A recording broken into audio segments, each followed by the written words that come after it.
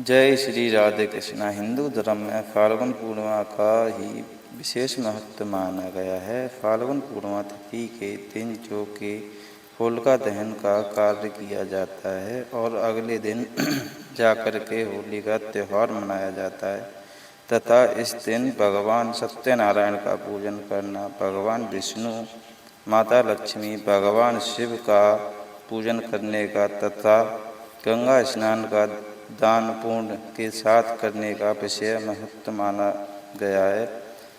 आप सभी भक्तों को फाल्गुन पूर्णिमा और होली की ढेर सारी शुभकामनाएं।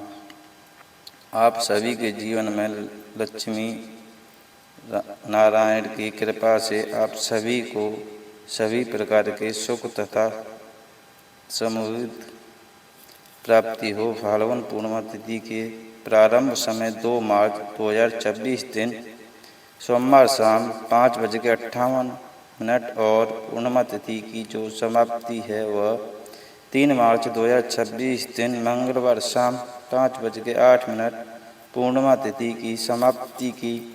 पूर्णिमा का व्रत जो धारण किया जाता है इसे चंद्रोव्यानी ली जाती है। जो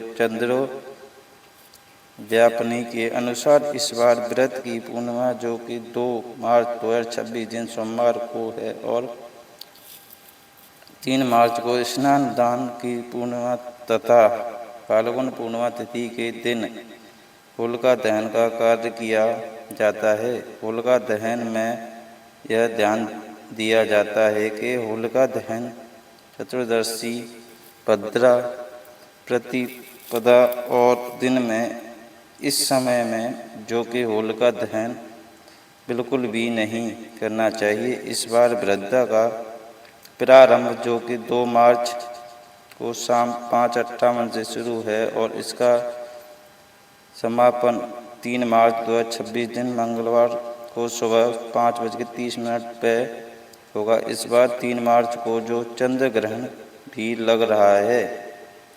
आगे आप संपूर्ण जानकारी को प्राप्त करने के लिए संपूर्ण जानकारियों की प्राप्ति के लिए वीडियो को अंत तक जरूर देखिए। चैनल पर अगर आप अपनी पहली बार आए हैं तो चैनल को लाल बटन दबा के सब्सक्राइब करें, साथ में बेल आइकन घंटी को दबाएं ताकि आने वाली वीडियो का नोटिफिकेशन आपको समय से मिलता रहे। होलिका दहन में यह ध्यान दिया जाता है कि होलिका दहन में प्रद्याम पुण्य कर्तव्य श्रावणी, फाल्गुन तथा भद्रा में जो कि होलिका दहन और रक्षाबंधन यह नहीं करनी चाहिए। फाल्गुन मास की पूर्णिमा को जो कि होलिका दहन किया जाता है, जिस प्रकार से श्रावणी के ऋषि पूजन, विजया दशमी को देवी पूजन और दीपावली को लक्ष्मी पूजन के पीछे भोजन किया जाता है, उसी प्रकार होलिका के व्रत वाले ज्वाला को देखकर भोजन करते हैं। होलिका दहन में पूर्ण विस्तार प्रदोषण व्यापी पूर्णिमा ली जाती है। यदि वह 2 दिन प्रदोष व्यापानी हो तो दूसरी दिन लेनी चाहिए। यदि प्रदोष में वृद्धा हो तो उसके मुख की 3 घंटी को त्याग करके प्रयोग में दहन करना चाहिए। वृद्धा में जो होलिका दहन करने से जन समूह का नाश होता है। प्रतिवत्सा चतुर्दशी वृद्धा और दिन में इनमें जो कि होली जनाना यानी कि होलिका दहन करना सर्वस्था त्याजक है, कार्यों में नहीं करना चाहिए। कि योग्य वस्त्र यदि जला दी जाए तो वहाँ के राज्य, नगर और मनुष्य बद्ध उत्पादों से एक ही वर्ष में हीन हो जाते हैं। यदि पहले दिन प्रदोष के समय और दूसरे दिन सूर्यास्त के पहले पूर्णिमा समाप्त होती हो तो वृद्धा के समाप्त होने की प्रतीक्षा करके सूर्यास्त होने से पहले होलिका दहन करना चाहिए। यदि पहले दिन प्रदोष ना हो तो भी रात्रि भर वृद्धा रखें। सूर्य होने से पहले अगर नहीं उतरता है तो दूसरे दिन सूर्यास्त से पहले ही पूर्णिमा की समाप्ति होती है। जो ऐसे अवसर पर पहले दिन वृद्धा हो तो उसके पूज्य में होलिका दहन करनी चाहिए। फाल्गुन मास की पूर्णिमा तिथि का प्रारंभ जो कि 2 मार्च 2026 दिन सोमवार को शाम 5:58 और पूर्णिमा तिथि की जो समाप्ति है वह 3 मार्च 2026 दिन मंगलवार को शाम 5:08 पूर्णिमा तिथि की समाप्ति है। जो वाराणसी पंचांग के अनुसार होलिका दहन जो कि 2 फरवरी की रात्रि यानी कि 3 फरवरी की सुबह में 2:01 के बाद से शुरू करके सुबह के 6 बजे से पहले ही होलिका दहन का कार्य संपन्न कर लें।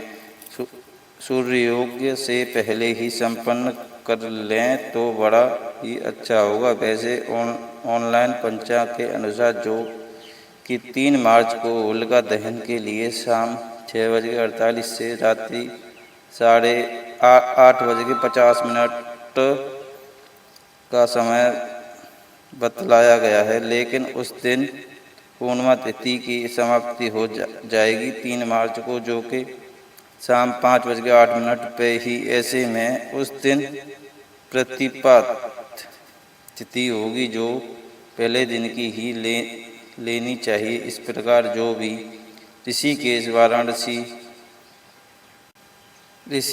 वाराणसी पंचांग को मानने वाले हो तो आप 3 मार्च की सुबह 2:12 के बाद से लेकर सूर्यास्त होने से पहले ही होलिका दहन का कार्य संपन्न कर लें तो बड़ा ही अच्छा होगा। इस बार होली का त्यौहार जो कि 4 मार्च को मनाया जाएगा। अब बात करते हैं चंद्र ग्रहण का। इस बार 3 मार्च 2026 को चंद्र ग्रहण लगने जा रहा है।